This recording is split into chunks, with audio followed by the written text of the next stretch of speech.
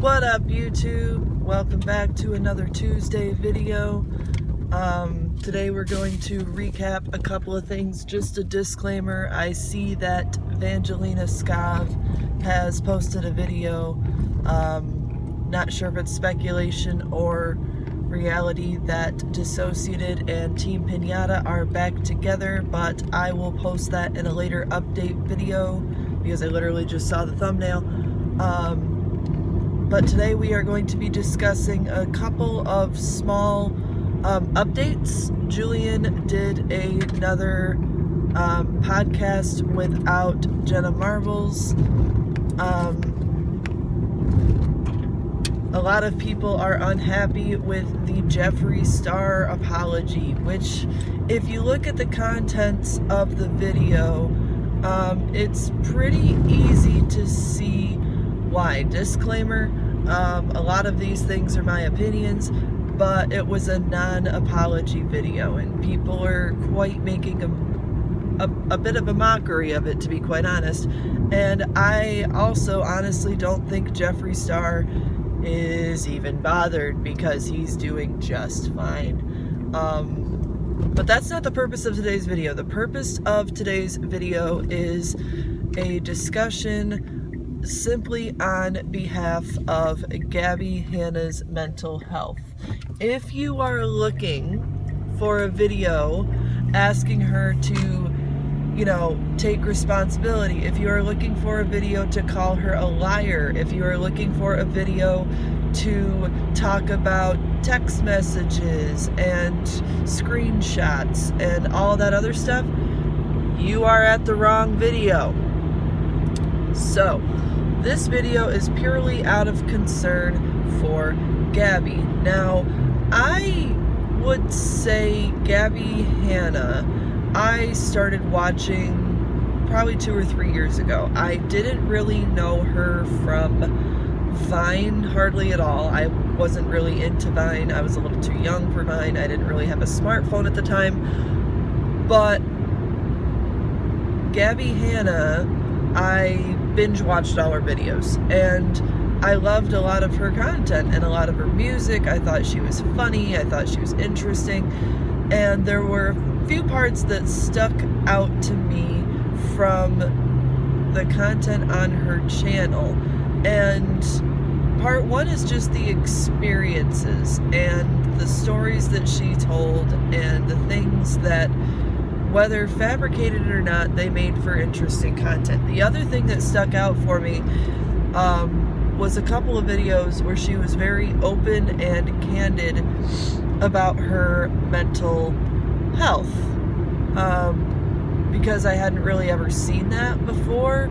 This was before I started watching Chris Clemens, who is also a huge advocate for mental health as far as I'm concerned, because he's very open and honest when he's going through it.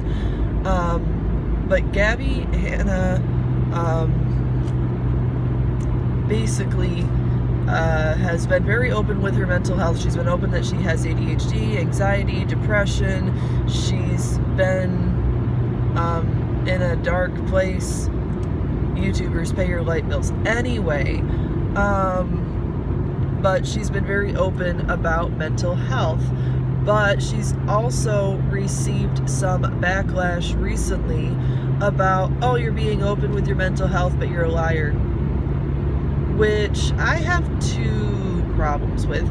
A, if somebody is being open with their mental health, it's not up to you to tell them that they're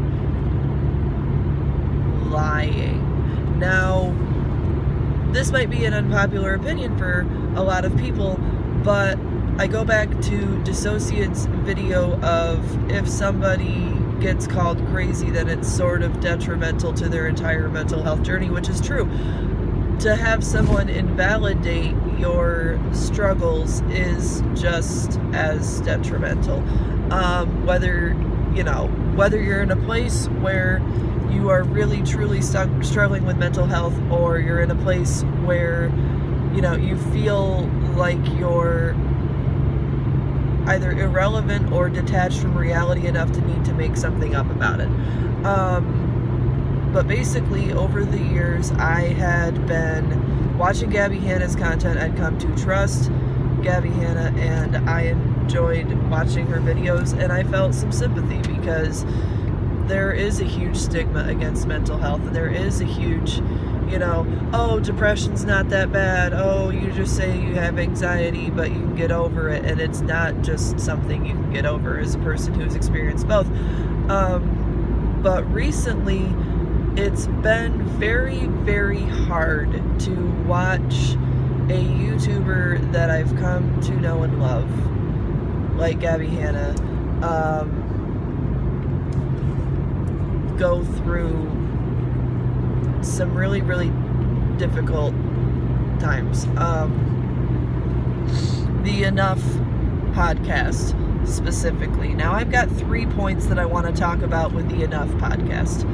First of all, shout out to Irene and Peyton for being so supportive, for not just flat out leaving, for hearing Gabbie out when she was clearly at a breaking point. And again, it's not for me to judge whether or not a person is at a breaking point. All you have to do is literally go and listen to the podcast or the clips taken from it where she really did go off. The second point is she needed to go off to a therapist. She needed to go off to friends. She needed to go off to, I don't know if she's been close to any family members. I know she's hinted at some contact with sisters in the past, but not her parents because they're a big part of her trauma. But if you're going to go off in the way that Gabbie went off, which was scary, which was, given the title, probably expected, but I don't think we expected the extent of which she went off. I'm gonna go ahead and go out on a limb and say not only does Gabbie need some professional mental health, and disclaimer, she has been actively going to therapy and has said she's been going to therapy. So for everyone thinking that she does need professional help, there's a huge likelihood that she has sought that professional help. So I'm not going to assume anything. But I think it was, and this is difficult to say, I think it was very irresponsible to go off like that on a podcast where people are paying you and giving you clout to promote their products. She still had sponsors in that podcast, and clearly from the shouting and the crying and just the stuff that she went through with that podcast, I don't think that was the place for it. Put it on your vlog channel, put it on your main channel, talk with it, talk about it with your therapist. Put a trigger warning, because some of your viewers are triggered by yelling, myself included, so there's that.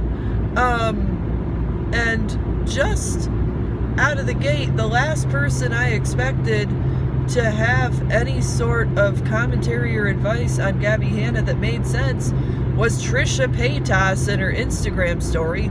Side note, what she said made sense. Gabbie Hanna does need help, and after that podcast, she took a minute to step back and Irene ran the podcast, and I think that was the best thing for the moment, because I think that she felt like she needed to take ownership of something. With everybody that, speculation or not, with everybody who's had her name in their mouth these last couple weeks, she felt like she needed to take ownership of something, and the ownership of that something was taken in that podcast, because she really did go off, and I don't think it was lying. And if that loses me subscribers, if that loses me any sort of fan base that I might have, because I know I don't have a lot, but I don't think that anything that she went off about was coming from falsehood. I do think she needs help, but again, and I don't know if this therapy situation has been affected by COVID-19. I don't know if she's, had some different stuff come up that might need, a little bit more work in therapy. Her journey in therapy is frankly none of my business or anybody else's, but in the best interest of the community and her channel and her following, if she does continue to post on social media, if she chooses to come back to social media, she should just take care of herself. And I really, truly hope that this isn't a person that feels like they've been pushed off the internet, because there were times when I truly enjoyed Gabbie Hanna's content. Her moving videos, her redecorating videos, her little artsy videos that she did at the beginning of quarantine when she painted a squishy, her furniture DIY stuff.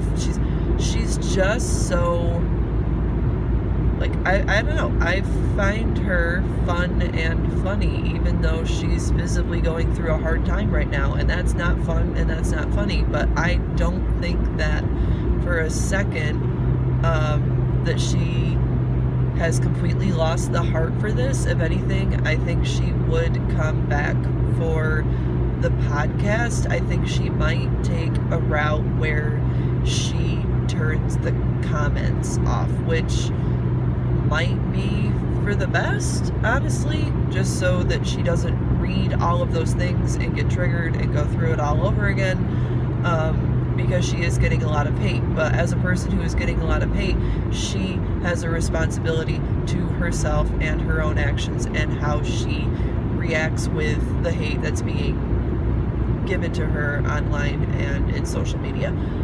And, shout out to Irene, shout out to Peyton. You guys are amazing. Irene Walton has her own channel. Be sure to go ahead and go check that out. It's quite entertaining. And I think that as a person, I just, and these aren't the same people. Jenna Marbles and Gabbie Hanna are not the same people, but I think, I wish Jenna Marbles all the best whether or not she returns to social media, and I wish Gabbie Hanna all the best whether or not she returns to social media. And people be going through it. Honestly, people be going through it. So, if you have watched all of this, thank you so much for watching. Be sure to check out my Thursday video. I think, and I say as more stuff goes on in social media and on YouTube, but I think that Thursday's video is going to be a bit more laid back. But I just want to thank you guys for being here and for watching, or for finding any sort of my content with, my crappy car vlogs and air freshener hanging in my field of view, any sort of interesting or entertaining. So thank you for watching. Have a good day.